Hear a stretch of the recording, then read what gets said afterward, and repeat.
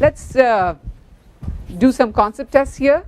Here is the first one. It says when the temperature increases, the resistivity of a conductor typically increases, decreases, may increase or decrease, remains the same, none of the above. Start, you have 50 seconds to do it.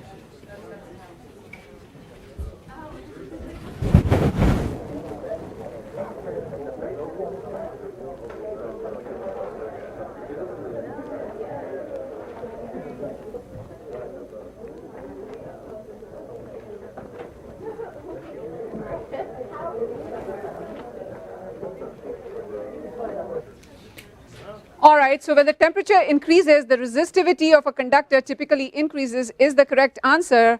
And remember, in fact, we said that the reason this happens is because the collisions that the electrons make with the ions increases at higher temperatures because of the fact that the periodicity of the ions is destroyed at higher temperature, right? The ions start vibrating faster and they are all in random positions more and more as the temperature increases. That means the electrons can't sense where they are and they can't avoid them.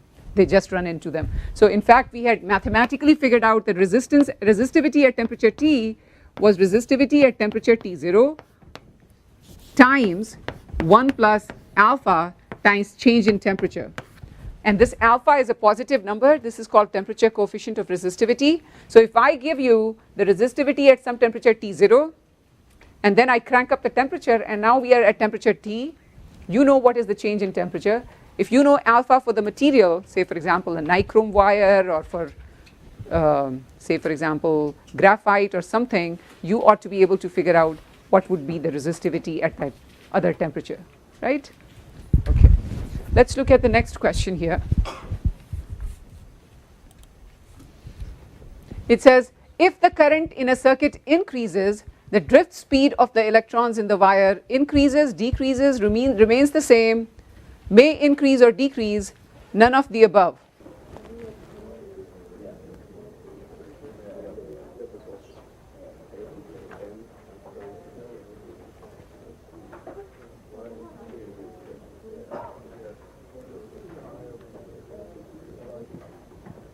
All right, it looks like most of you have the right answer. The correct answer is increases.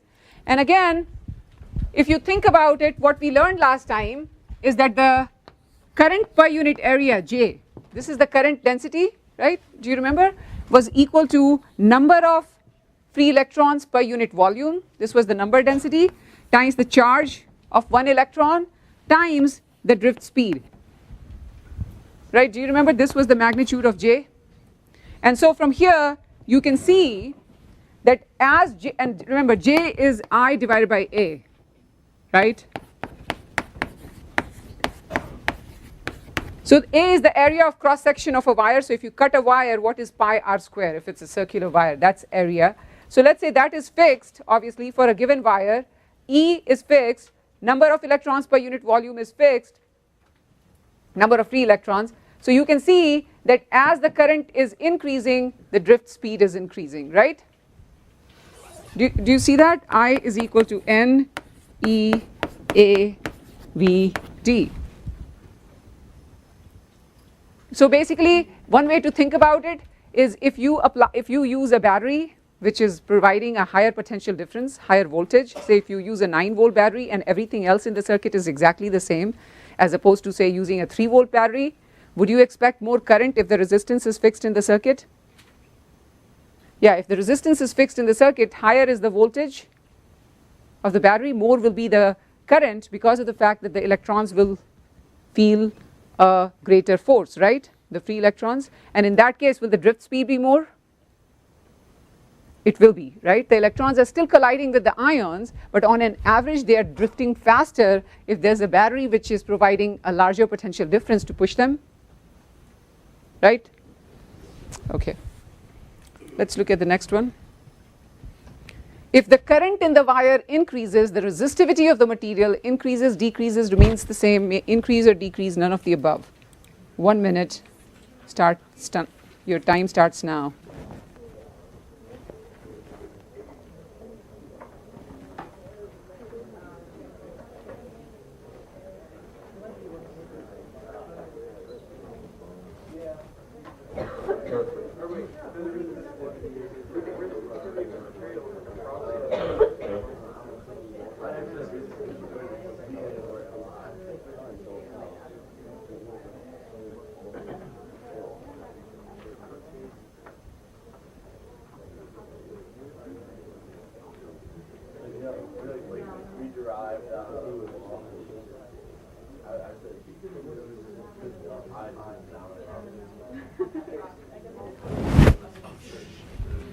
All right, the correct answer here is remains the same, C, right? And why does the resistivity stay the same? If I told you that resistivity,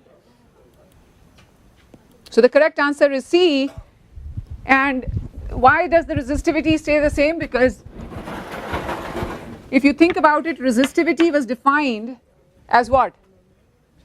It was defined as the ratio of the electric field to the current density. Do you remember that? It's the ratio of the magnitude of the electric field that is applied to push these free electrons in the wire divided by the current per unit area in the wire. Now you can see that if the electric field increases, will the current density increase correspondingly? Yeah, if you apply a higher potential difference battery, then electric field is higher, then J will be higher such that the ratio of the two stays constant, right? You know, compare this to this relation, you know, capacitance is equal to Q divided by V. Again, capacitance is an intrinsic property of the capacitor. It depends upon the geometry of the capacitor, right? And whether you have air in between the two plates or water, those kinds of things, but it doesn't depend upon voltage or Q. If you increase the potential difference across the capacitor, the charge on the plates will increase such that Q over V stays constant. For example, for a parallel plate capacitor, the capacitance was epsilon 0 kappa, that dielectric constant, area of cross section divided by D, right? Area of cross section of plate.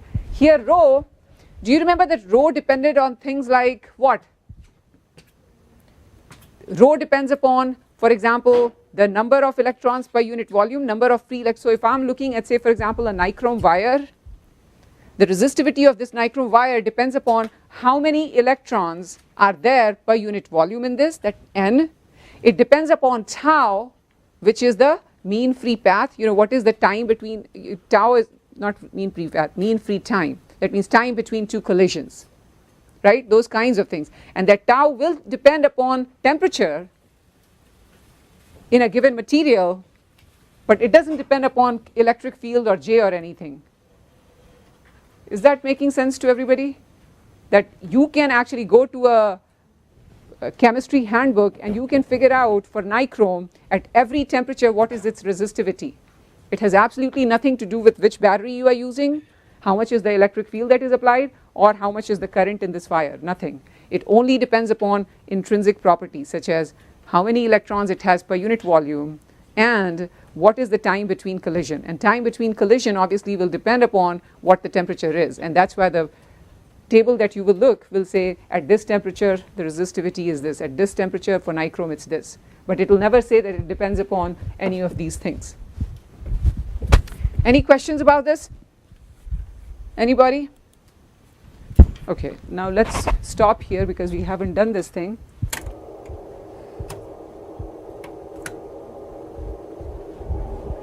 All right, so let's move on, and today the first thing that we are going to talk about will be this. We are going to just, you know, quickly go over this word called EMF. What is the meaning of EMF of a battery? You know, I in fact particularly don't like this word because EMF is a very archaic word that really stands for electromotive force. And it's a very bad word because I don't want you to think that when I say that the battery, this is a 3-volt battery, and if I say that the EMF of this battery is 3 volts, I don't want you to think that the force is 3 volts because the unit of force is first of all not volts, right? So I want you to understand that this is some old word before people understood the difference between, you know, say for example voltage or potential difference and force. So this is a bad word, but unfortunately this word will be used a lot in your other courses or, you know, everyday life. When you go somewhere, people will say this is a 3-volt EMF battery, and what you have to understand is what they are talking about is what is the potential difference between the two terminals of the battery, right? So suppose I give you a battery and I say this is a 3-volt battery, then the EMF of that battery is 3 volt.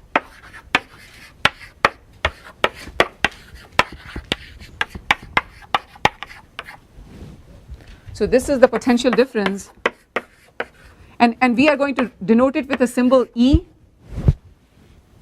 Okay, so this is nothing but potential difference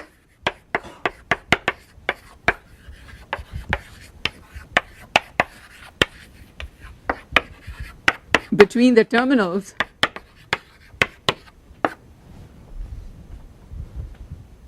and we are going to of a battery, and as I said, let's assume right now that the battery is ideal. So for now, let's assume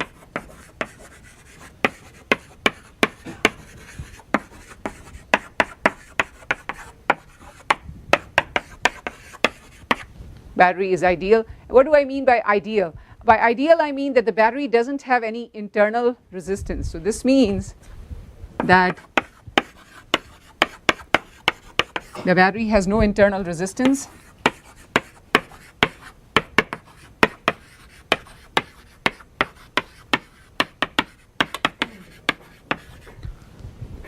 Because what can happen if you use a battery for a long time? What can happen? Remember, we said that in the battery you have 2 electrodes, right? And basically when you connect this battery into a circuit, electrons start to flow from the negative electrode towards the positive electrode, right? And you have a current. This is what you call the total charge of the electrons that's flowing every second through any cross section of the wire is what we call current, right? dq over dt. Now it turns out that as the current is flowing, there is some chemical reaction taking place in this battery, and that can actually corrode the electrodes. And if the electrodes get corroded, the battery will not be able to provide as much potential difference as it did initially. So maybe if you take a 3-volt battery and use it for some time, after some time that battery will only act as a 2.5-volt battery. Or after some time it might become a 2-volt battery. After some time it will be 1-volt battery, and after some time you have to throw it out because it's just it doesn't provide any potential difference. Do you see? So what's happening is that the electrodes of this battery are getting corroded, and because of that it's no longer an ideal battery. In fact, no battery, even if a new one, is perfectly ideal. There's always going to be some internal resistance. But the point is that over time, as these electrodes get corroded, the internal resistance of the battery keeps increasing. At some point, the internal resistance becomes so high that the battery is not able to provide any current to the circuit, right? Does that make sense? So initially, let's assume batteries are ideal. At the end of the class today, we might bring in internal resistance and see how it affects the current and things. Does that make sense? Okay, so today our goal really would be to understand in a given circuit, can I figure out how much is the current flowing if I am given how much is the resistance in that circuit, how the resistances are connected. By the way, resistances, those things are also called resistors. Resistors have resistances, and what I told you is that we are going to assume in this class that all the copper wires that we are using are ideal again, so they don't have any resistance of their own. In reality, of course they do. Remember, I told you that if the power comes from Chicago to Pittsburgh, it is copper wire, but still we are losing 30 to 40% of the power, and that is because of the fact that copper wire actually has resistance, and over that long wire the resistance still adds up to a lot. But in our circuit, we are not going to consider that copper wire has resistance, because its resistance is a lot smaller than anything that we explicitly put in the circuit. And anything that we explicitly put that will have a very high resistance, of course it's a conductor still, because if we are talking about insulators will have infinite resistances. So the thing is, this is a resistor, and it's going to be denoted in a circuit with this jagged line. Now our goal today is to do this. No matter what problem you give me, if I know, for example, all the battery voltages in the circuit, if I know all the resistances in the circuit, is it possible for me to find how much would be the current in each branch, for example? Or if you have told me the current in each branch, will I be able to find what is the voltage across some resistor, or what is the battery voltage, those kinds of things. Is everybody clear on the goals? Okay, in order to do this, we are going to first learn two rules. One of them is called the current rule.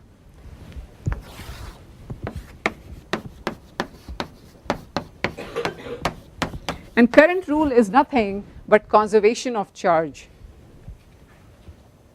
Actually, before I teach you the current rule, let me actually teach you the rule for EMF rule. So what is EMF rule? The point is that if you have a battery, let's say that this is your battery, which has some potential difference V, and I'll usually write it as V, but sometimes you can write it as E also. This is the EMF of the battery, right? I usually write it as V, so maybe this is a 9-volt battery. This is the EMF. Okay, so this might be the point is that if you go from, say, let's call a point over here point A, a point over here point B. If you go from point A to point B, do you think the potential at point B is lower than point A or higher? What do you think? Is the potential at point B lower or higher than A? This shouldn't be a very hard question. Huh? Lower, right? Why is it lower? Because point B is connected to the negative of the battery and this is connected to the positive. So how much is VAB? How much higher is the potential of A compared to B? It's whatever is the battery voltage, right? So do you see that VAB is 9 volts?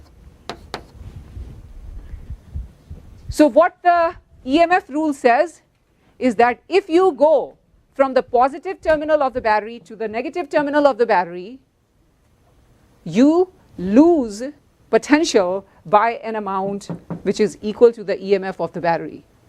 Okay? On the other hand, if you go from B to A, the potential increases by an amount equal to the battery voltage. Does that make sense? Is that making sense? So the EMF rule says if you go from, let's say, negative terminal of the battery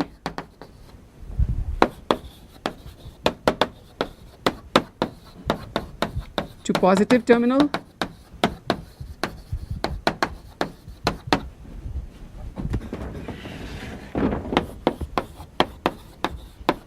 potential increases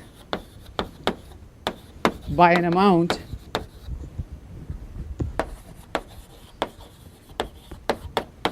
E. I'm not going to write the opposite. So the thing is, so if you are going from B to A, the potential is increasing by A, by E. That's what I wrote. If you go from A to B, the potential is decreasing, so you should write minus E. Is that clear to everybody? I'm not going to write down what happens when you go from A to B, because you can see that, going this way it increases by that amount, going from this way it will decrease, so you'll have to put a minus sign. Right? Nothing profound. I'm not saying anything that is too difficult. Now what I will say is not as intuitive. The second rule that I'm going to teach you is the resistance rule.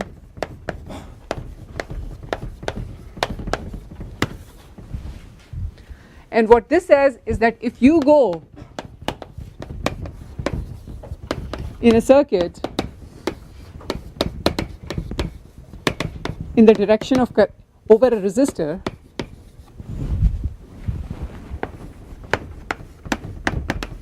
in the direction of current,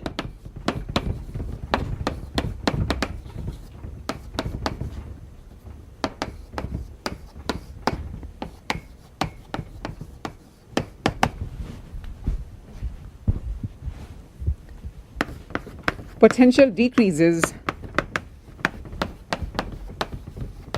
by an amount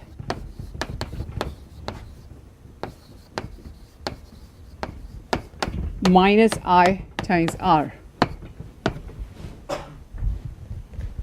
So what am I trying to say? So what I'm trying to say is, for example, here is a resistor. Let's say here is a battery. This is plus, this is minus. This is some resistance R. Let's say that the voltage of this battery is V, or if you like, you can call it E. Let's say this is a 3-volt battery. The point is, in this case, this is the simplest circuit you can ever get, right? Do we know which way the electrons will feel a force as soon as I close the switch here? As soon as I close the switch, the electrons will go from the negative terminal towards positive terminal like this, right? So which way do we say a conventional current is flowing? Even though current is nothing but this flow of electrons, right? The charge of the free electrons per second that flows through any cross section, again, due to historical reasons, we say that a current is flowing in this direction. Even though this current is nothing but due to the flow of the electrons in that direction. And as I said to you earlier, don't worry that the convention says the current is flowing this way, even though the electrons that are really causing the current are flowing this way, because it doesn't really matter. So long as you're consistent with your notation, doesn't matter which way you choose this conventional current to flow. So we'll all choose the convention that everybody has adopted. Now here is the thing. So this is our situation. Now what we are saying in the first rule is that if suppose I move from, say, let's call this point, let's call different points different things. So let's call this thing A, B, C, and D. If I go from A to B, am I going in the direction of current? Yes, I am. I am going in the direction of current. One thing I know from Ohm's law, do you remember from Ohm's law, V is equal to I times R? So V over this resistance, you know how much is the voltage V of R across the resistor? I know will be I times R.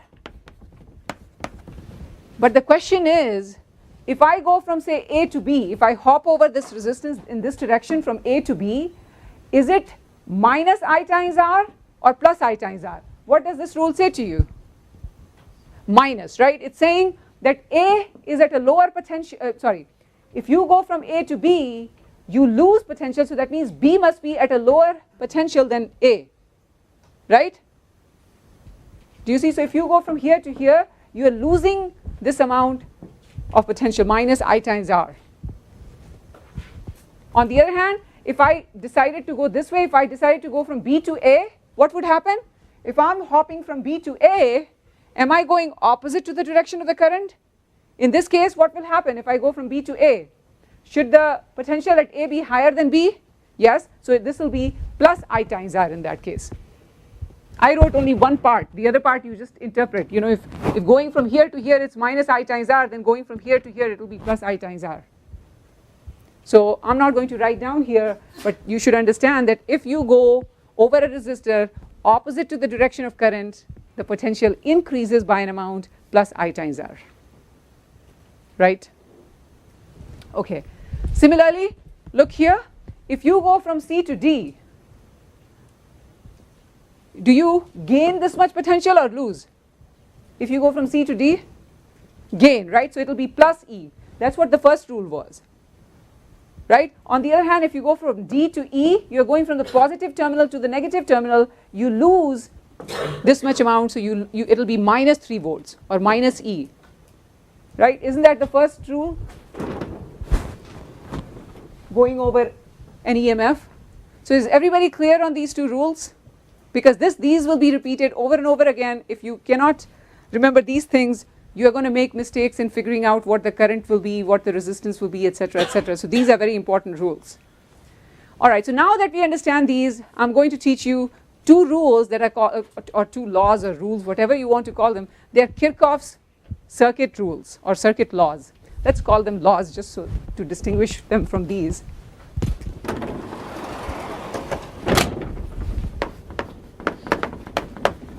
Although they are not like Newton's laws or something.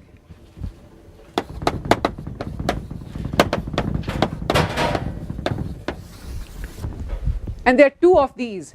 One of them is called the current law, and this is nothing but due to conservation of charge.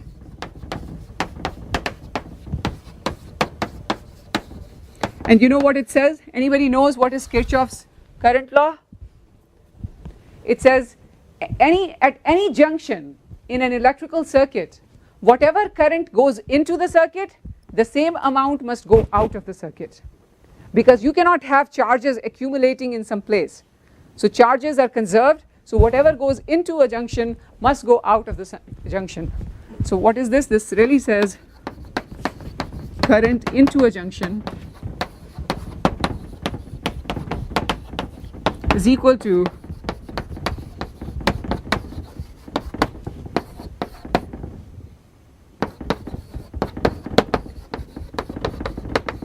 current out of the junction.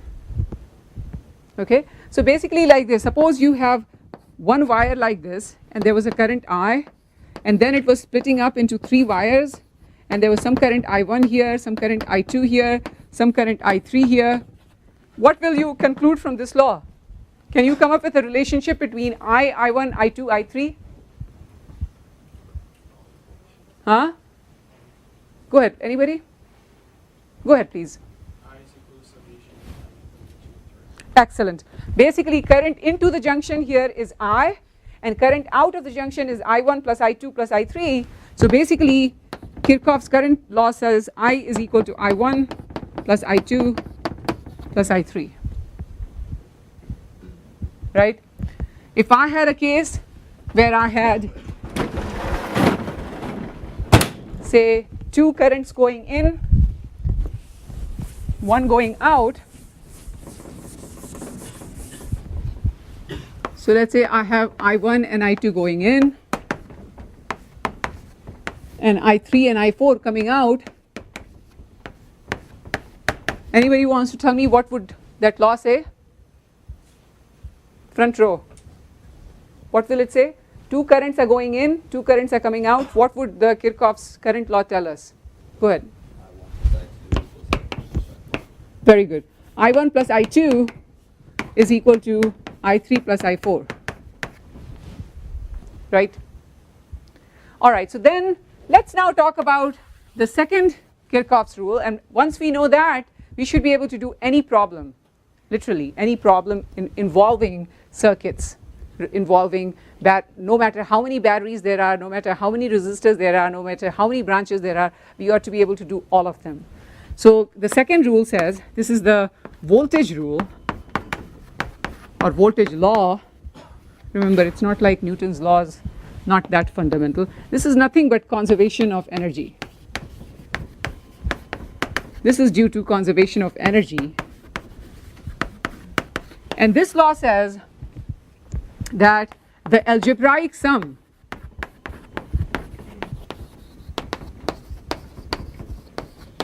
of all potential differences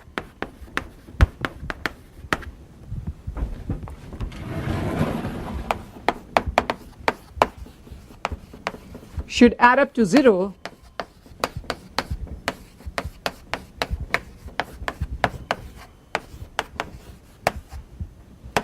in any closed loop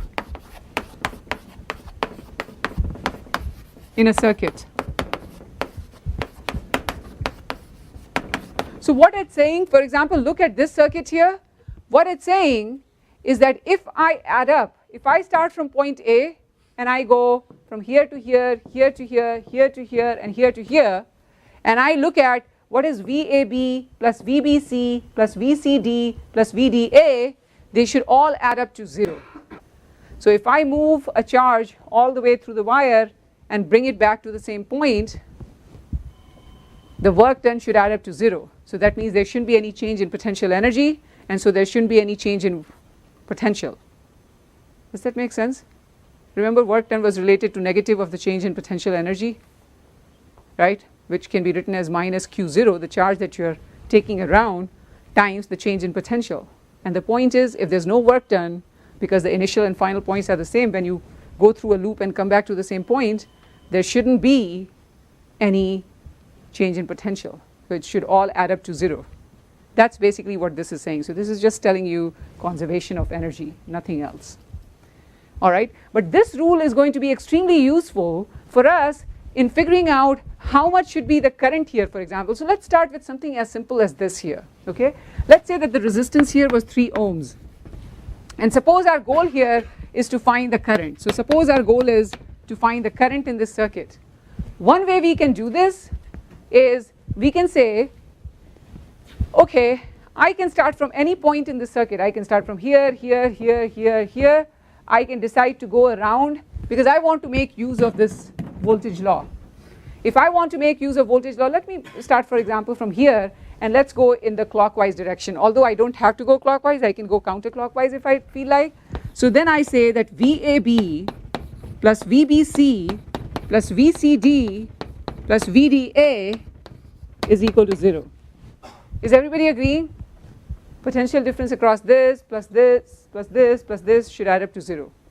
Now what is VAB? Who wants to tell me what is VAB in terms of I times R? So if there is a current flowing in the circuit, we know that there is a potential drop across the resistor, right? From Ohm's law, V is equal to I times R. The question is, if I am going from A to B, is this thing positive or negative? Do you see I'm going in the direction of the current that I chose? So the current is going this way and I'm going from A to B. So does everybody see that this is minus I times R? Yeah? Okay, what about BC? What is VBC? Is there any potential difference? Look, there is no battery there, there's no resistor there, right? So even if I had a shorter wire or you had a really long wire, would it matter? No, it doesn't matter at all because these wires I told you are resistance less. We are going to assume all of our copper wires have no resistance. Although they do have small resistance, for our practical purposes it's 0. We'll only put resistors explicitly if we want to take it into account, right? So does everybody see that the potential difference across B and C is 0? Okay, so this is 0. Okay, what about going from C to D? Hopping over the battery. Anybody wants to tell me? Am I gaining an amount equal to the EMF of the battery or losing? Gaining because I'm going from negative to positive. So this is going to be plus E. If everybody sees why it's plus not minus? Okay, what about from D to A, folks? Nothing, because that's just copper wire which has no resistance, there's no battery, so it should add up to 0. So what you can see from here is that I have minus IR is equal to E. So if I take IR to the other side, I have E is equal to I times R. And so what that gives you is that I is equal to E divided by R. And if I plug in the numbers, this is a 3 volt battery, this is a 3 ohm resistance, so this is a 1 ampere current, right? So there's a current of 1 ampere flowing in this circuit. Any questions about this? You know, your circuits can get much more complicated. You don't have to have a circuit that looks like this. So your circuits can get more complicated, and let's now talk about more complicated circuits and how to find the current and voltages and resistances that are not given to us in terms of things that are given. But before we do that, let's talk about 2 special cases that we have talked about earlier in the context of capacitors, which is what happens when resistances now are in series and when they are in parallel. So before we move on, let's first talk about resistors in series. And can you imagine when would resistors be called to be in series? When there's no junction between them, right? So when you have something like this,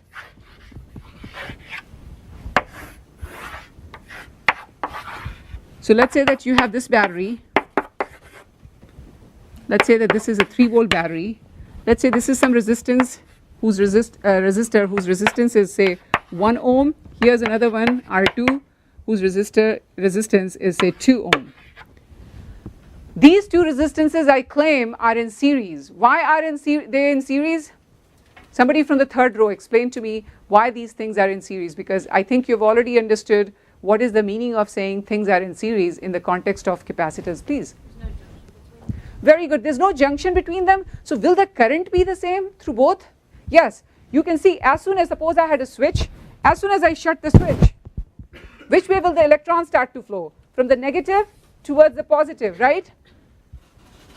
Do you see, if they'll start going like this, and so a current will flow this way, because current is nothing but the flow of electron, but the convention is to choose it in the direction opposite to the actual flow of electrons, right? Do you see that? Now here is the thing, is this current the same exact current for both? Yeah, because if you want to use the junction rule, notice that at any point you use the junction rule, say for example here, you can see there's only one wire, so current in is equal to current out, current in is equal to current out, current in is equal to current out, current in is equal to current out, so the current is the same, right, because there's no bifurcation as she correctly pointed out. Everybody clear on this? Okay, so resistances in series, one thing we should know is that have the same current.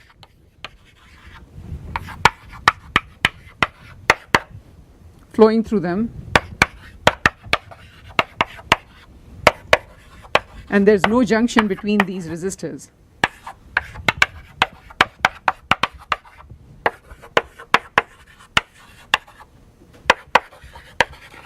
So again, in this case, what I would like to do is I would like to replace these two resistors with, say, one resistor which is an equivalent resistor that does the same job. So my goal again, and let me try to do it this way just because we don't have space there, my goal is to replace those two individual resistances with one resistor that I'm going to call R equivalent, such that the same exact current flows in this circuit if I connect it to the same exact battery as this one. So here I is going to be the same. So our goal is to find R equivalent in terms of R1 and R2.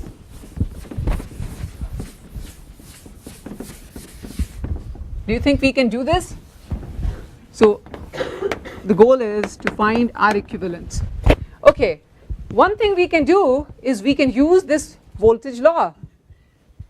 So we can say, does everybody see that if suppose let's choose this to be A, B, C, D. You know, after some time I'm not going to keep writing this A, B, C, D stuff, you know, you can do it in your head. I'm just doing it because we are just learning to do this.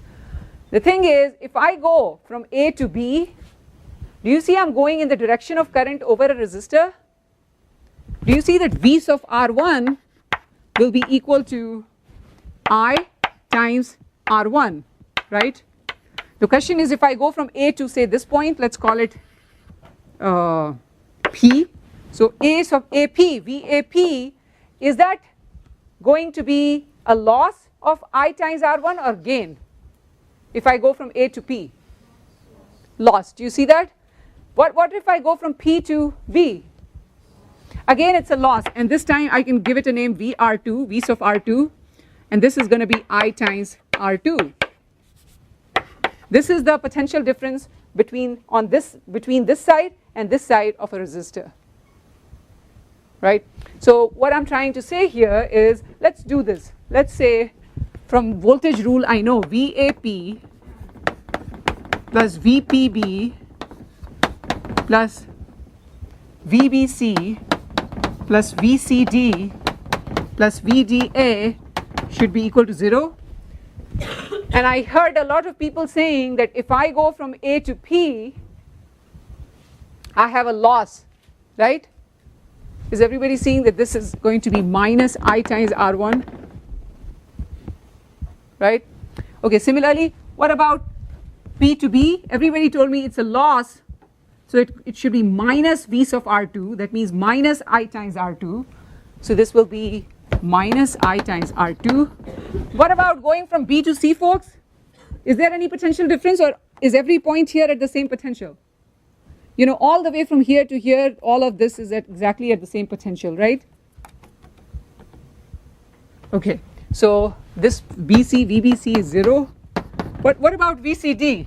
If I hop over this battery, I'm going from negative to positive, so I am, gaining. So it's plus E, D to A, there's nothing, so it's again 0.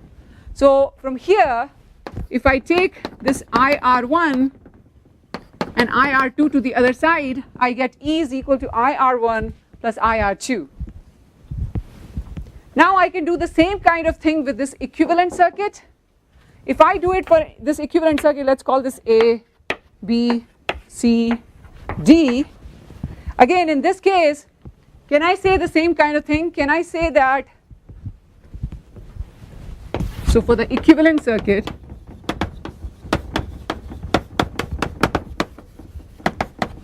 can I say that again VAB plus VBC plus VCD plus VDA is equal to 0? And again, is everybody seeing that if the current is flowing this way, VAB should be minus I times R equivalent, going from A to B? So I hope that everybody can see that in the equivalent circuit, VAB is minus I times R equivalent. Nothing happens from B to C, so it's 0. C to D, I'm going over the battery from negative to positive, so I gain, and so I get this. And so that means E is equal to I times R equivalent. Is everybody clear? I went from here to here, that was a loss of minus I times R. Nothing here, gain here of this much, nothing. I'm back to the same point, so it should add up to 0.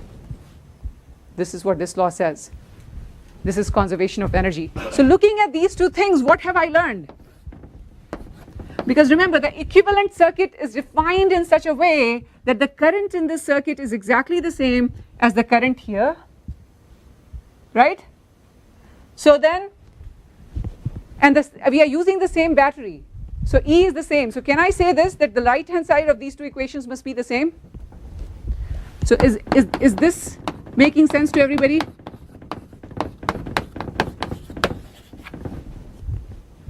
And if I divide throughout by the current, do you see that R equivalent turns out to be R1 plus R2? This is the equivalent resistance for resistors in series. Is that making sense, folks? Okay, so for example, let's do some example. If suppose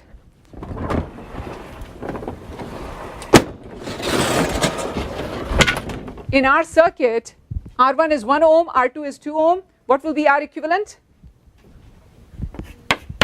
Should it be 3 ohms? It should be, because it's just R1 plus R2. Isn't that true? Can we figure out how much is the current here in this circuit, folks? Is it easy to figure out the current? See, I can now figure out current from here, right? I can say current is equal to E divided by R equivalent.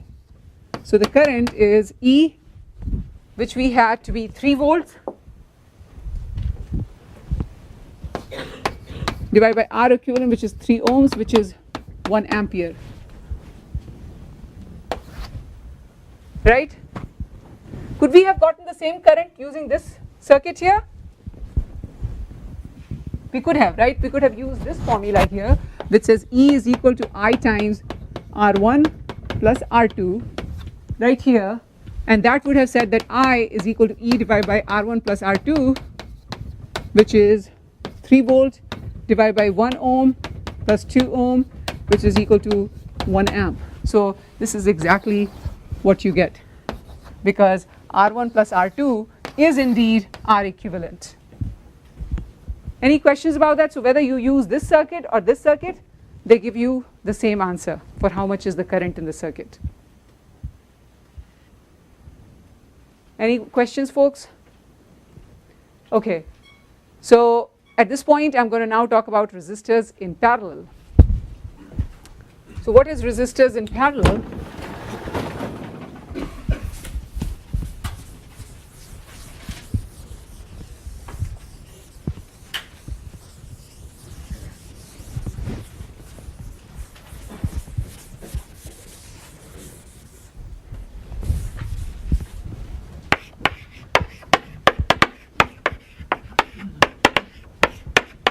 So as you can imagine, when resistors are in parallel, they have the same potential difference across them.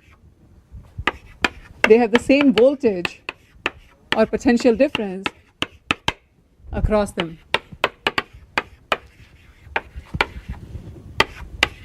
Is there a junction now? Yes. now we will have junctions, right? So for example, this could be one resistor, this could be another resistor, and they may be connected to a battery like this. Let's say this is again a 3-volt battery. This is R1, which is 1 ohm. This is R2, which is 2 ohms.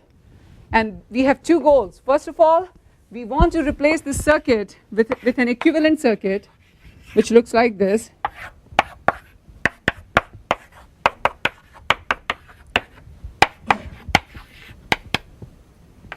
We want to know R equivalent such that the current that comes out of the battery, the current I that comes out of the battery is exactly the same as the current I that comes out of the battery here. Now we do have to be a little bit careful. What happens in this circuit here? As soon as you close the switch, does everybody see that the electrons feel a force and they'll start accelerating this way, right? So in this part of the circuit the electrons are going like this, and so I can say that a conventional current is flowing opposite to the direction of flow of electrons like this. But then what happens when I come to this junction here? Or another way to say, if the electrons go like this and they reach this junction, won't they have to decide what fraction go this way versus this way? Another way to say this is, if the current is flowing this way, then when the current is at this junction, it has to decide what fraction of it is going to go this way versus that way.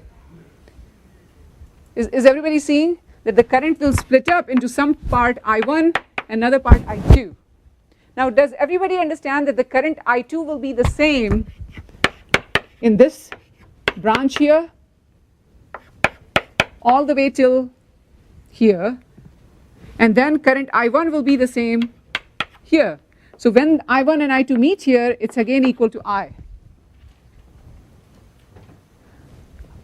Who wants to tell me using the junction rule? Remember I taught you a rule about junction or current rule? What was the current rule? It said current going into a junction was equal to current going out of the junction, right? This was the current rule or the junction rule. According to that, what will happen here? Should I be equal to I1 plus I2?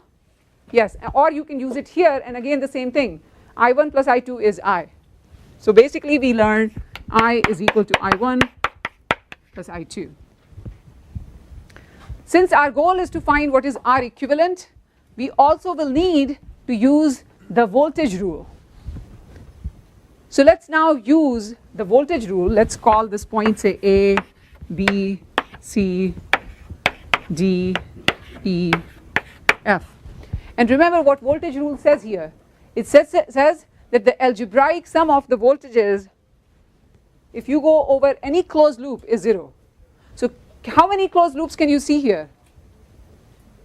Actually there are 3, right? You could go over this loop, this big one like this, that should add up to 0, or you could go over this one, that should add up to 0, or you could go over this one and that should add up to 0 too. If you start from some point and end at the same point, it should add up to 0, shouldn't it? So let's choose some of those to make sure we are able to find what is R equivalent, alright? So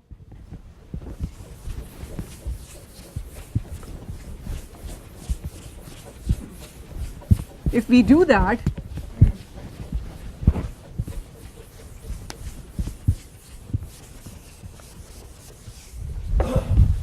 okay, so what we are going to do is, let's choose the loop, the big one. You want to choose the big one? So we have VCD,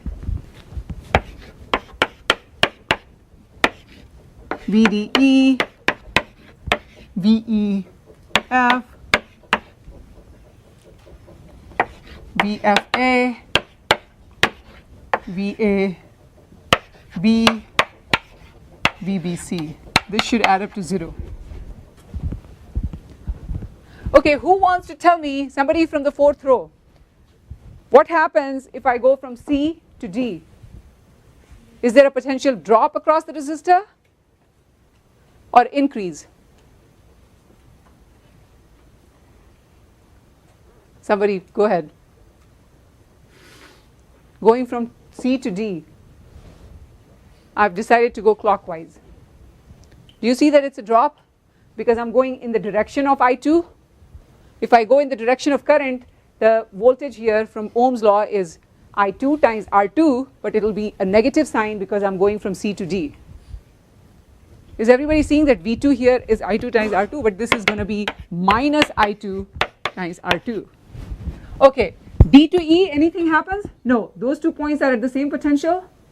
E to F, nothing, because there's nothing there except for copper wire, which we said has no resistance. Right, those 2 are 0. Okay, going from F to A, is everybody sees that I'm going from negative to positive of a battery, so I'm going to gain this much potential, right, potential difference.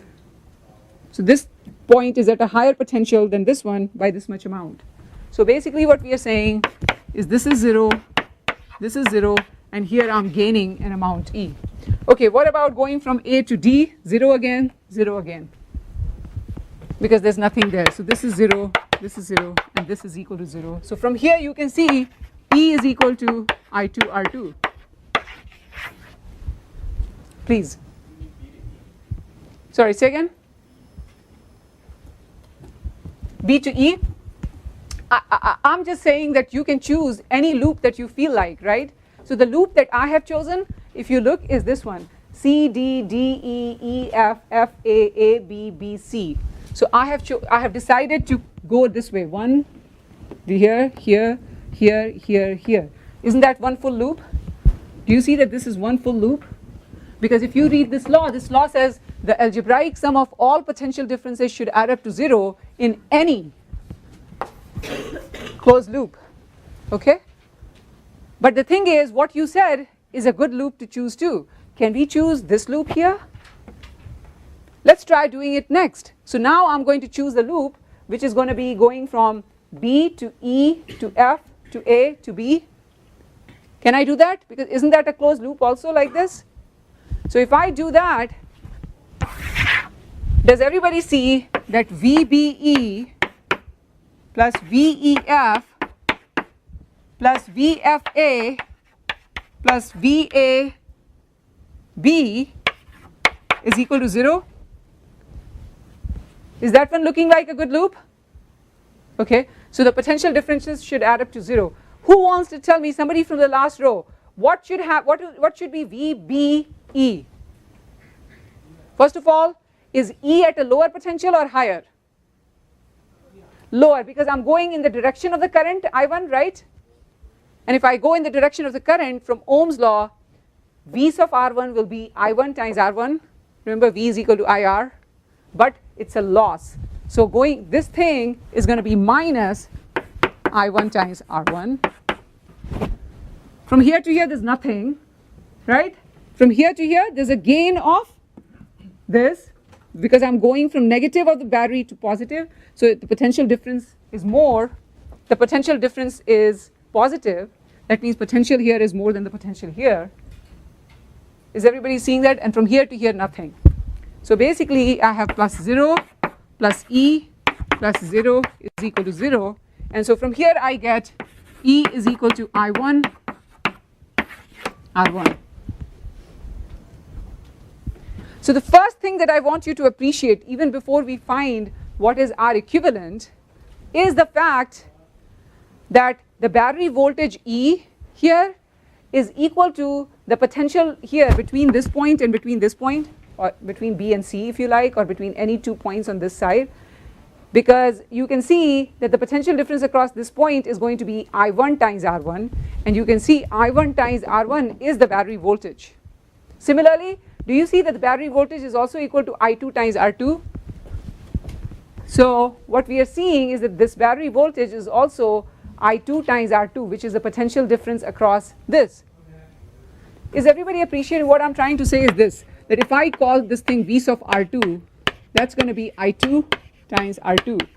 And do you see that if you put some device that measures the voltage across this and this point, that will give you exactly the same as the battery voltage. That's what I'm trying to say. Why is it that? Is this what you would have expected? Because you know, things in parallel, they have the same voltage across them, right? Here, do you see that the battery is actually in parallel with these, and these two are in parallel with each other? One easy way to see that these things are in parallel is look at these junctions. Do you see, if you look at one end of this resistor and one end of this resistor, do you see they meet at this point? And there's nothing else in between them. Similarly, if you look at this junction, this resistor and this resistor, they meet at this junction, there's nothing else at this point. These two must be in parallel. They must have the same voltage across them, and they do, because E is equal to I2 R2, which is equal to I1 R1, right? So if I take a voltage measuring device and measure the voltage here, here, or here, I will measure the same thing. That's what I'm trying to say these two things mean. Also notice that even the battery is in parallel to R here, because if I look at this junction and this junction, do you see that this and this battery, they meet at this junction? Similarly, this thing and this battery here meets at this junction. Do you see the battery is in parallel with this resistance also? Is this making sense? I want you to be very careful, because all the circuits that you'll find, and this is a very common mistake in the exam, will not have exactly these kinds of arrangements. There could be another resistance here. You know, there could be a resistance R3 here. In this case, is the battery in parallel with these two? No, it's not, because of this thing. Even if this R3 is there, would you say that these two are still in parallel with each other? Yes. These two are still in parallel, but no longer the battery is in parallel with these things, because look, if I look at this end, there's another thing in the middle. You see, so in this particular situation where there's a resistance here next to the battery like this battery is not in parallel with R1 or R2, but R1 and R2 are still in parallel with each other. Does that make sense? So you have to look at the circuit in order to decide. You can't just jump and say, oh, all circuits are the same, because they are not. So now let's try to figure out what is R equivalent. By the way, looking at this thing, can I say this? Can I say that I2 is equal to E divided by R2? And looking at this, can I say that I1 is equal to E divided by R1? I can, right? If I look at this equivalent circuit here, you know, this is A, B, C, D. If I go VAB plus VBC plus VCD plus VDA is equal to 0, do you see going from A to B, I have minus I times R equivalent, right? There's a loss because I'm going in the direction of current, so the potential drops. So this is going to be minus I times R equivalent. Going from B to C, nothing happens. Going from C to D, this is again D to A, nothing happens, because this is just wire, and so it should add up to 0. So from here I have E is equal to I times R equivalent when I take this to the other side of the equation. In other words, what I have is I is equal to E divided by R equivalent. Is everybody agreeing with me that this is what our equivalent circuit gives us? And these are two relations we get from the initial circuit. Now what I'm going to do is I'm going to make use of this. So for I, can I write this E over R equivalent? I can. So I can write for I E over R equivalent. For I1 I can write E over R1. For I2 I can write E over R2. Divide both sides by E, I get 1 over R equivalent is equal to 1 over R1 plus 1 over R2. This is the equivalent resistance of resistors in parallel. You should take a moment to look at that thing. Are these results, do they kind of look opposite of what you got for the capacitors? Do you remember that when capacitors were in series, you got 1 over C equivalent is equal to 1 over C1 plus 1 over C2? And when capacitors were in parallel, you got this. You got C equivalent is equal to C1 plus C2. Here what you find is that when they are in series, you get this. All you have to do is add them up to find the R equivalent. When they are in parallel, you have to do this. Is that making sense, that it's the opposite of the kind of equation that you get for the capacitors in series and parallel? Okay, so for example, let's try to find R equivalent for this case. One of them is 1 ohm, the other one is 2 ohm. By the way, even before plugging in anything in the formula, do we know that R equivalent that we find from this formula must be less than the smallest of these two? Yeah, that's what this kind of a formula tells you. Remember we saw that? So I know that my answer for R equivalent here must be less than 1 ohm even before doing the calculation. But let's just do it anyway. So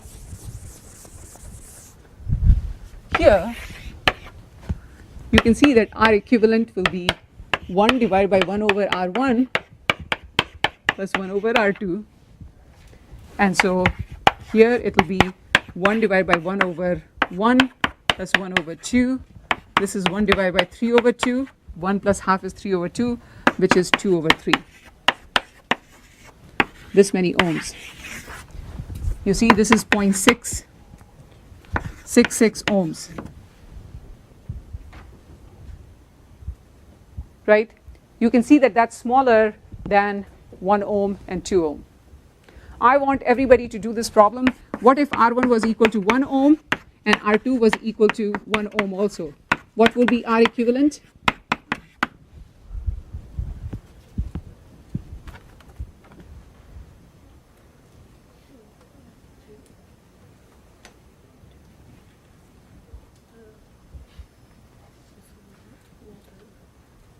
Go ahead. You were going to say what it will? 1/2. 1/2? How many people agree with her? That's absolutely correct. This will be 1/2 because you can see I'll have to put 1 over 1 plus 1 over 1 and that will be 1/2.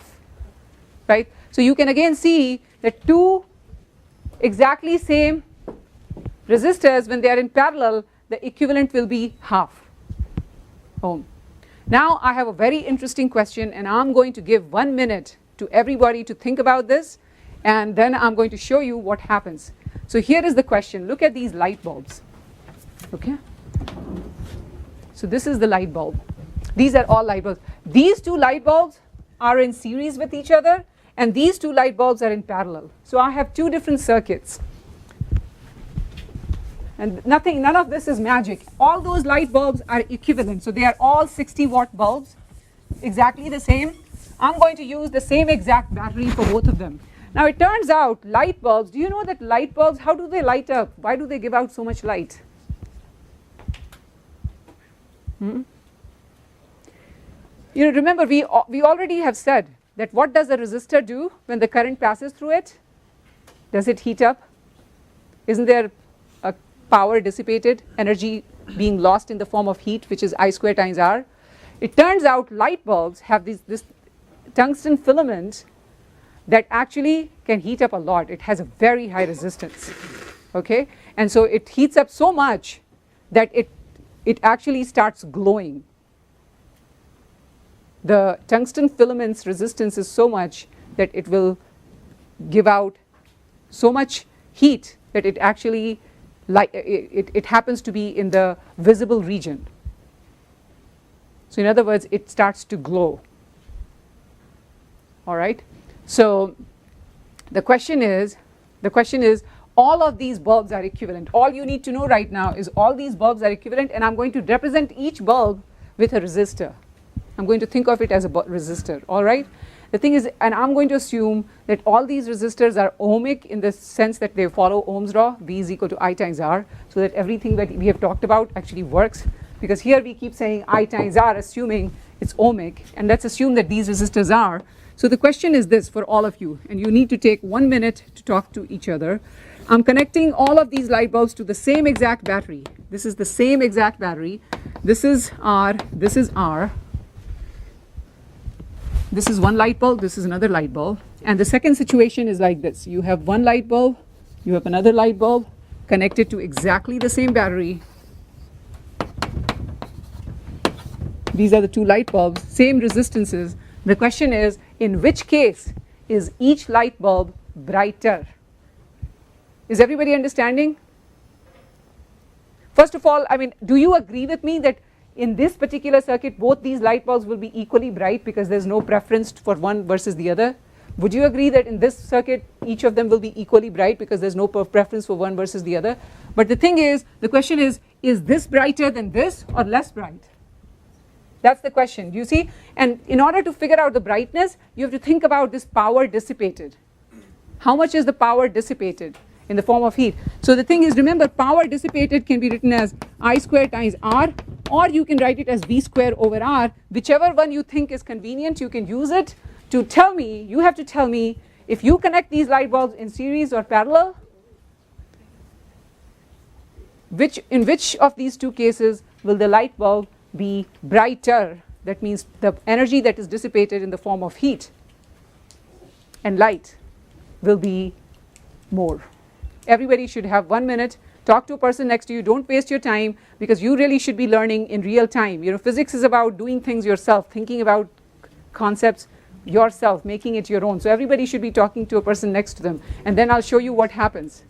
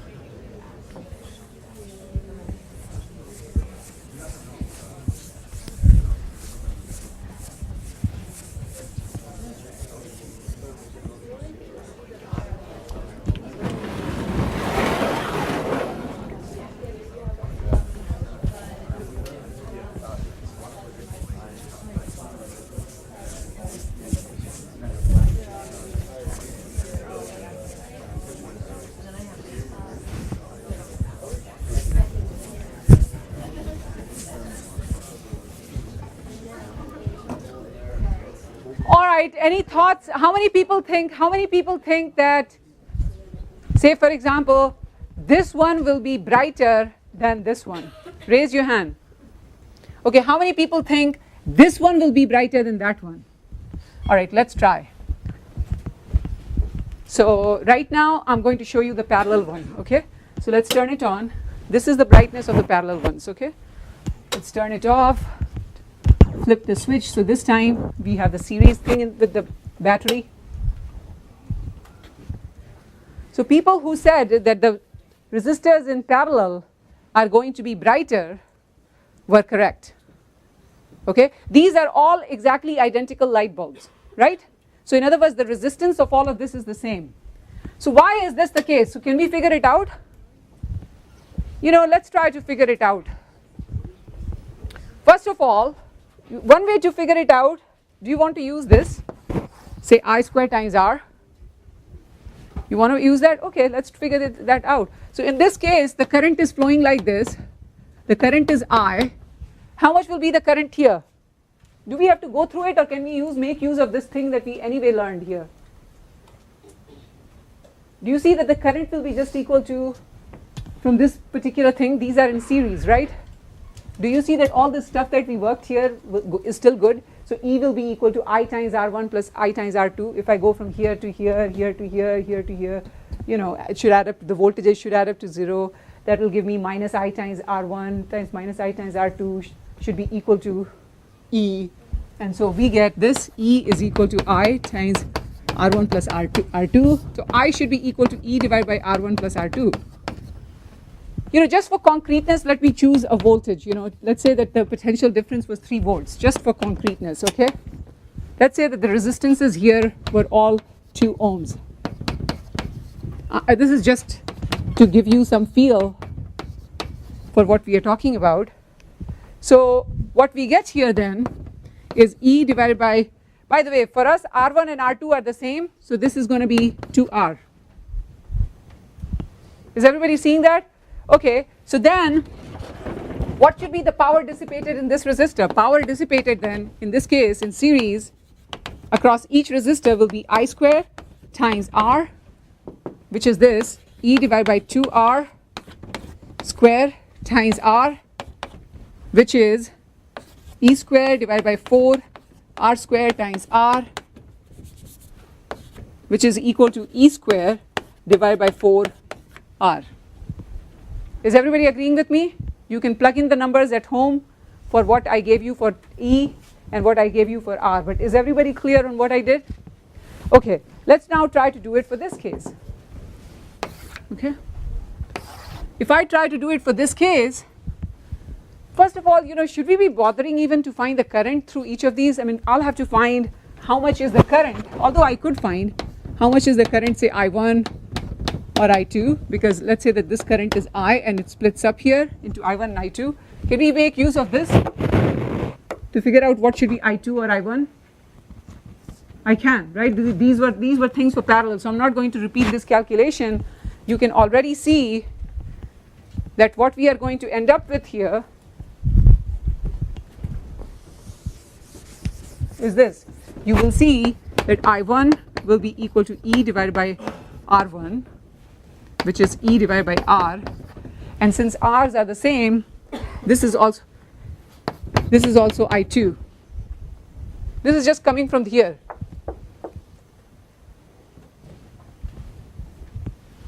Right? Is everybody seeing that this means this here because R1 and R2 are the same? Okay, so if that's the case, then what would be the power dissipated? Power dissipated is I square, I1 square times say R1. Right? That's the current that is going into any of these things, which is equal to E over R square. That's I1 times R1 is itself R. So this is equal to E square divided by R square times R, which is equal to E square over R. Do you see that this is 1/4? The power dissipated in the series circuit is 1/4 the power dissipated in the parallel circuit. So in this case, 1/4 of the power is being dissipated compared to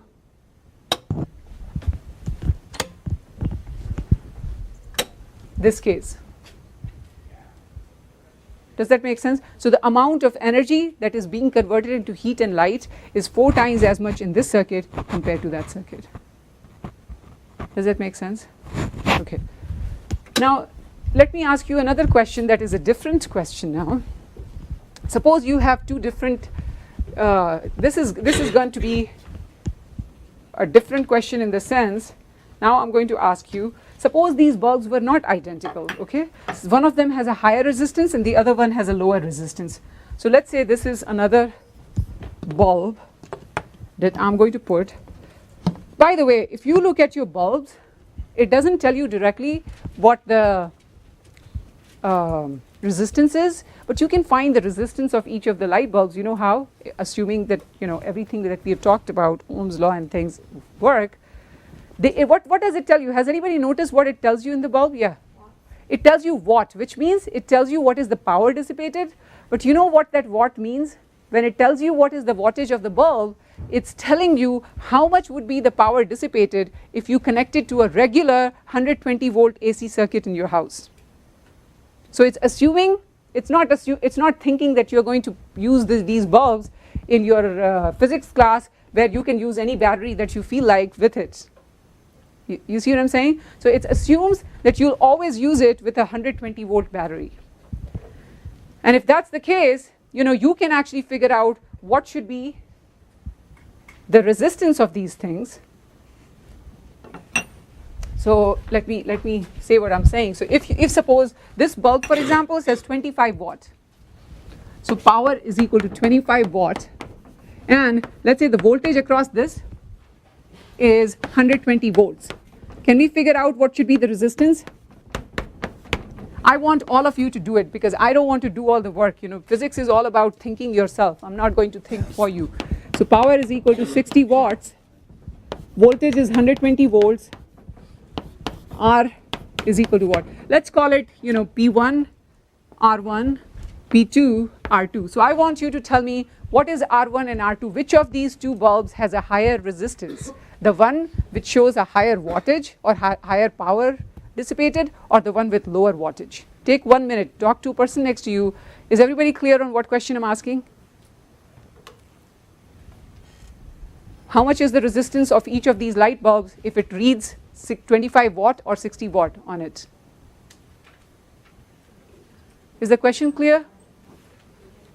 Everybody should be talking. I'm going to pick one person.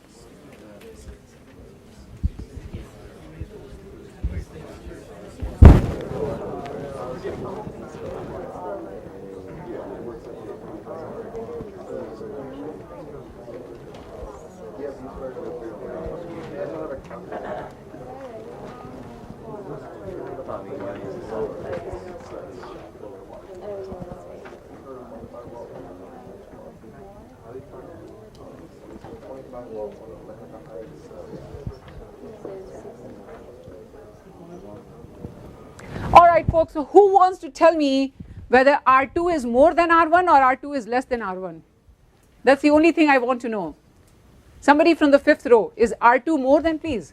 R2 is more than R1. How many people agree with her that R2 is more than R1? Okay, good. The way you will figure this out is, one way to do this is by saying, hey, I know P is equal to V square over R2, right? Here, P1 is equal to V square over R1, right? Because power can be written, power dissipated in a resistor can either be written as I square times R1 or it can be written as V square over R1.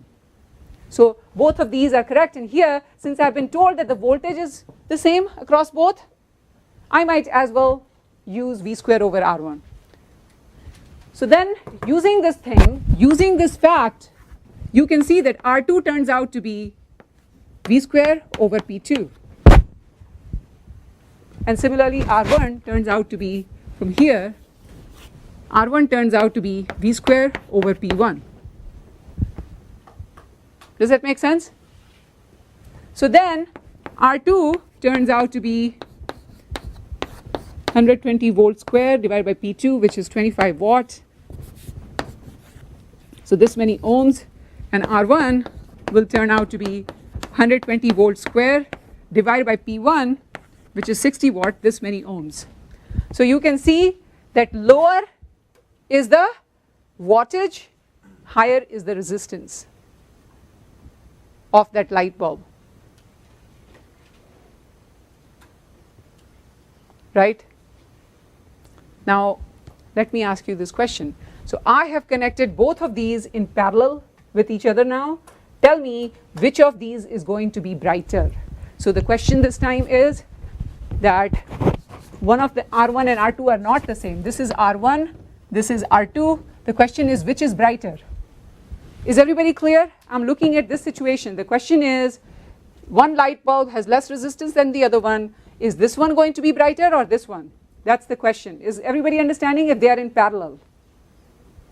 Take half a minute to talk to each other.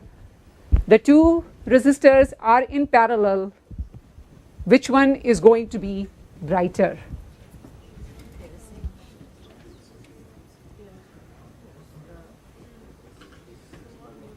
Is everybody understanding? So let's say that this is a 120 volt power supply. Two bulbs are in parallel with each other and with this 120 volt power supply. Which of these two bulbs will be brighter?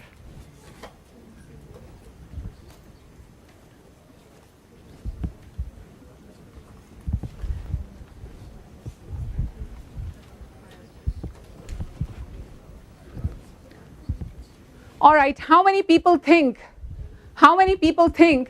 that the resistance R2, notice here that R2 is greater than R1. Is everybody noticing that R2 is greater than R1? How many people say that R2 will be brighter? How many people say that R1 will be brighter? Okay, the easiest thing here, what is the cleanest way to figure out which one will be brighter? To use V square over R for power or I square times R? Which one is the cleanest one here? V square over R is the cleanest, right? Why is the V square over R cleanest? Because I know V is the same. Isn't V across this, V's of R1 and V's of R2 the same as the battery voltage? Right? So the easiest way to figure this out is to say P is equal to V square over R1 and P2 is equal to V square over R2. Right? And V is the same. Both of them are 120 volts. So you can see that if R2 is more than R1, then, so if R2 is greater than R1, that means P2 is less than P1, right? And by the way, R2 greater than R1 in our language comes from the fact, look at how it's related to the wattage. P2 was less than P1. Do you see P2 was less than P1? So what are we predicting then, folks? Which one should be brighter, 25 watt bulb or 60 watt? Huh? 60. So let's try.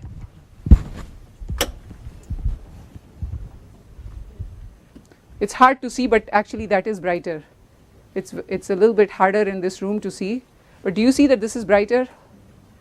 Okay, now I switch the problem for you. Before I switch the problem, I want to ask you a question. If suppose you have 500 things in your house, you know, one is a fridge, one is a TV player, one is a CD player, and one is, you know, 500 light bulbs and all sorts of electronic appliances.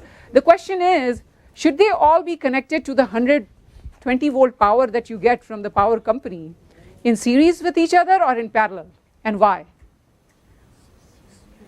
How should you connect each of the appliances in your house, your toaster, your blender, your fridge, all the light bulbs? Should they be all connected to 120 volt power supply in series or in parallel? Everybody should be talking to each other.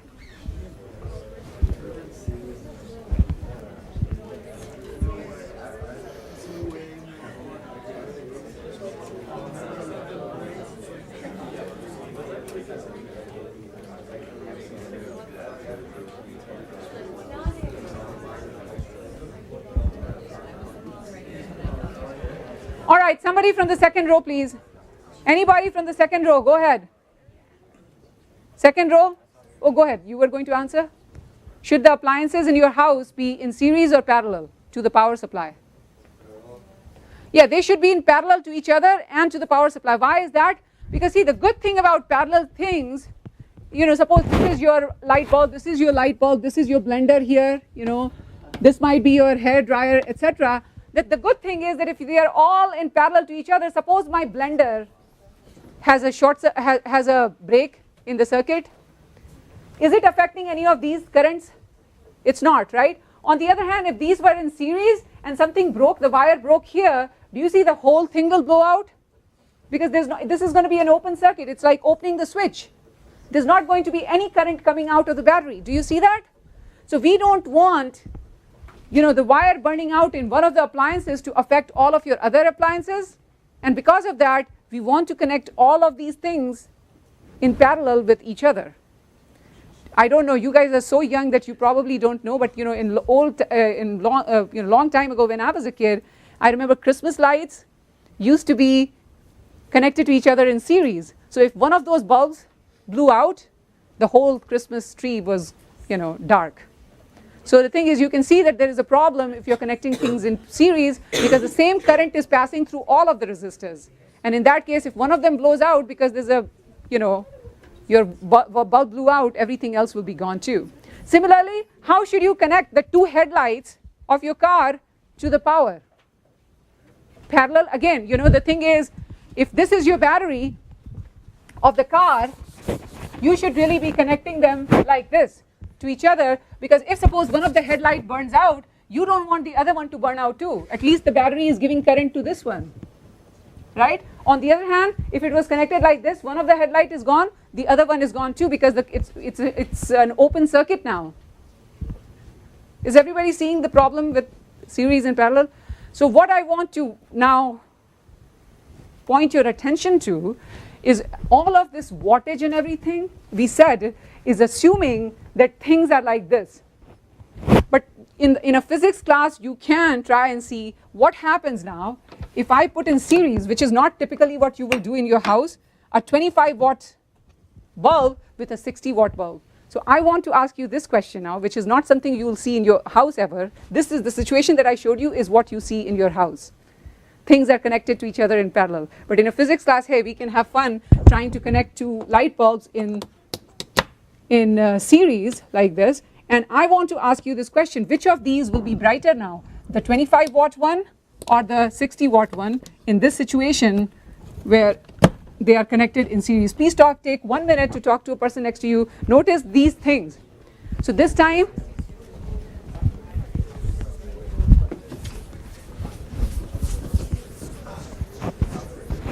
so this is the situation. The situation is, this is R1, this is R2.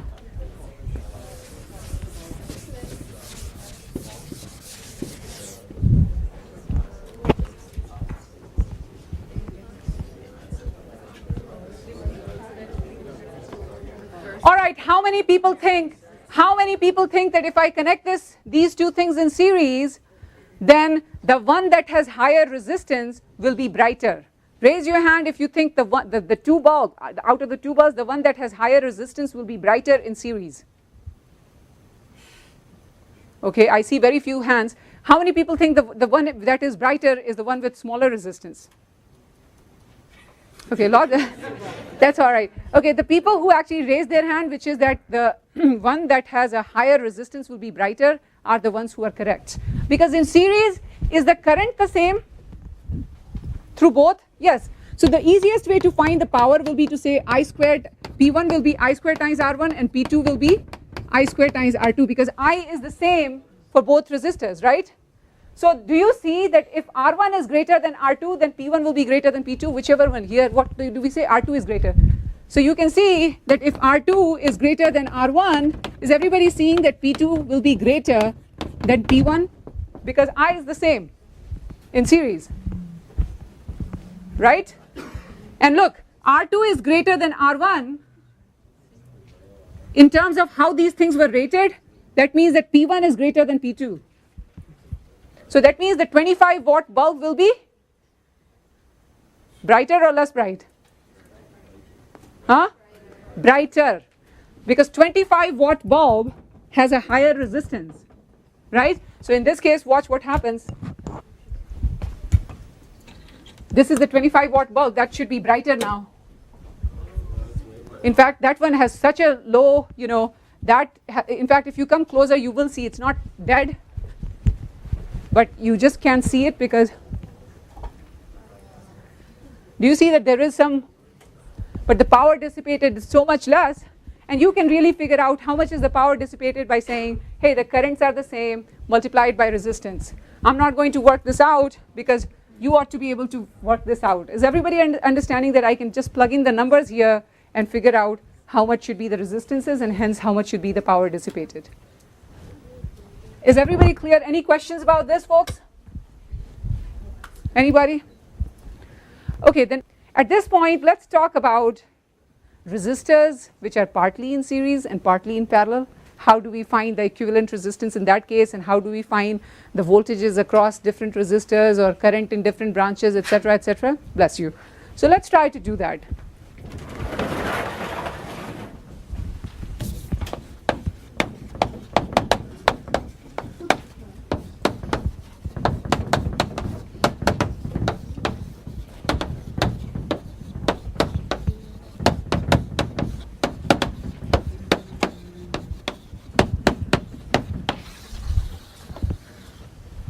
So suppose I have a circuit like this.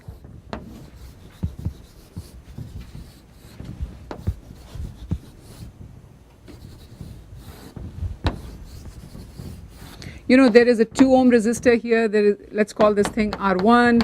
There's a 2 ohm resistor here, R2. There's a this is a resistor here, R3, which is 1 ohm. There's another resistor, R4, which is, say, 2 ohms. Then there's another resistor here, R5, which is 6 ohm. Let's say this is a battery which is giving out a current, the potential difference across this battery is 3 volts. The question is asking, what is R equivalent of this circuit? How much is the current that comes out of the battery? Okay. Also, maybe it's asking us, what is the potential difference V's of R5? It's asking us also, what is V's of R4? R4, etc. V's of R3, etc. You know what V's of R5, R4, etc. means? This means what is I times R5? This is obviously I5 times R5. So the question is asking what is that? Or this will mean I4 times R4. What is that? Or this would mean what is I3 times R3. Do you think we ought to be able to do this all in a breeze? Yes. But again, the important thing here is not to rush, as I have told you repeatedly. If in these equivalent cases you start jumping at things saying it's all trivial, you are likely to make a mistake. So go slow. Who wants to tell me two resistors here that are definitely in series or parallel? Go ahead, please. R2 and R1 are parallel. How many people agree with her? Very good. In fact, those are the only two that are actually in series, in parallel. Or otherwise, none of these other things you can say are in series or parallel with anything. Is everybody seeing that these things are neither in series nor in parallel with anything else? Is everybody appreciating that? If that's okay, good. So if these two are in parallel, and look at this, these two are the junctions, right? So you can see that I can replace these two things with one resistor, which would be the equivalent resistor here.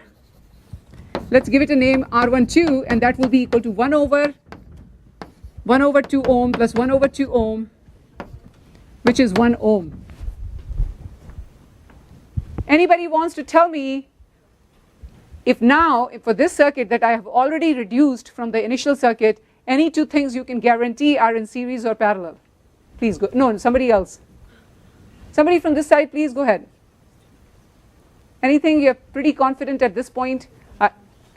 Go ahead, please. R12 and R3 are in series. How many people agree with him that this equivalent resistance R12 and R3 are in series? He's absolutely correct. Do you see that there's no junction between these now? Same current is flowing here. Do you see that? And so R3 and R12 are in series. So that means I can replace both of them. This was 1 ohm and that is 1 ohm. So the equivalent of 1 ohm plus 1 ohm will be 2 ohms. So this is R1, 2, 3, and this is R12 plus R3, which is 1 ohm plus 1 ohm, which is 2 ohms. Okay, anybody is sure about now? Go ahead, please. These two? How many people agree with him? Okay, great. These two are definitely now in parallel. You can see these are two junctions. Between this junction and this junction, there's nothing but wires. Between this junction and between this wire and this wire, there's nothing else, and they meet at a junction. So these two are definitely in parallel. They have the same potential differences across them. This is a 2 ohm resistor. That's a 2 ohm resistor. So I can replace both of these with just a single one. So this is R1, 2, 3, 4, and this will be equal to 1 over R1, 2, 3, 1 over R4. I forget how much each of them was. Oh, 2. Okay. So this is 1 ohm, right? Okay, great. Now what? Anybody wants to tell me how to do this? Please go ahead. Okay, how many people agree with her that these two things are in series? Okay, absolutely correct, because you can see now, in fact, the same current goes through R5 and R1, 2, 3, 4. So in fact, now at this point, I can tell that R equivalent will be R2, 3, 4 plus R5, which is 1 ohm plus 6 ohm, which is 7 ohm. Right? Is that making sense, folks? This is the equivalent resistance of the circuit. So then, can we figure out how much was the current that coming out of the battery? How much is the current? Anybody? How much is the current coming out of the battery? Now that we know R equivalent, isn't it easy to figure out the current coming out of the battery? What should it be?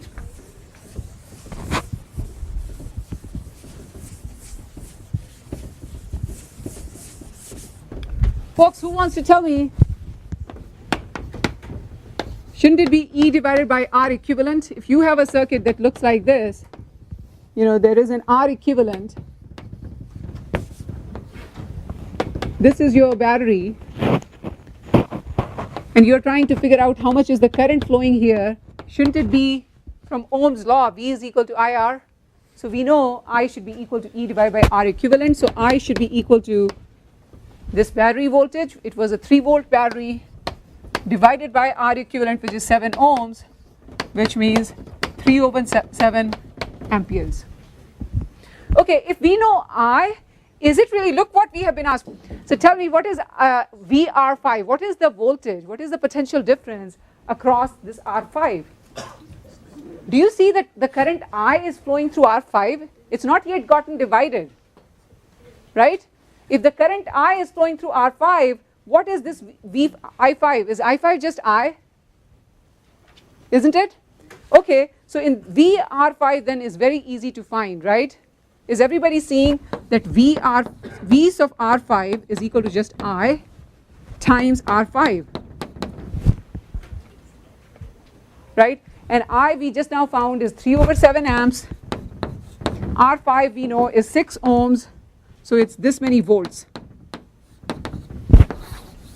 It's 18 divided by 7 volts, right? Okay, what about these things? Okay, we'll have to move back a little bit, wouldn't we? So we'll have to move a little bit, and we'll have to realize, for example, can somebody tell me what did this thing look like right before this? You know, we called it, was this R4 here? And this was R1, 2, 3. This was 2 ohms. And this thing, R4 was 2 ohms also, right? This is the thing right before we collapsed these two things. Remember, these two are in parallel. Now we said these two are in parallel. So I'm now trying to put them back because I need to figure out how much is the, for example, one way to do this will be to figure out how much is the current, say R4, and how much is the current, let's give it a name, R1, 2, 3. First of all, is this problem really easy? Because if this is current I and these two resistances are in parallel and they are equal, would you say that this current will split up equally into 2 parts? So in fact, even without much work, I can tell that I4 must be current I divided by 2. Right? Isn't that true? Is everybody agreeing that this should be I divided by 2 and this should be I divided by 2 because these two resistances are equal? Yeah? Okay, so if that's the case, then I hope that everybody can see that V's of R4 is I4 times R4, which is I divided by 2 times R4, which is equal to 3/7 amps from here, divided by 2 times R4, which happens to be 2 ohms. So this is 2 and 2 get cancelled, so this is 3/7 volts. Is everybody agreeing?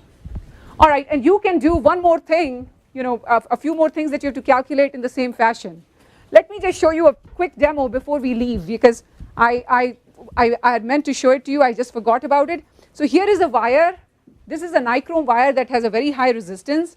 I want you to see that this is the voltage across it, 1 volt, and the current that is passing is 0.2 amps.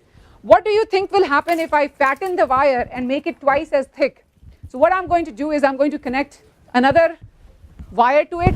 Do you remember this? That resistance is equal to rho L over A. So if the area of cross section increases, the resistance should decrease, right? And if the resistance goes down and if I keep it connected to 1 volt battery, what should happen to the current? Increase. Shouldn't it double? Watch that thing. It should double and it should become twice as much if I thicken the wire by connecting.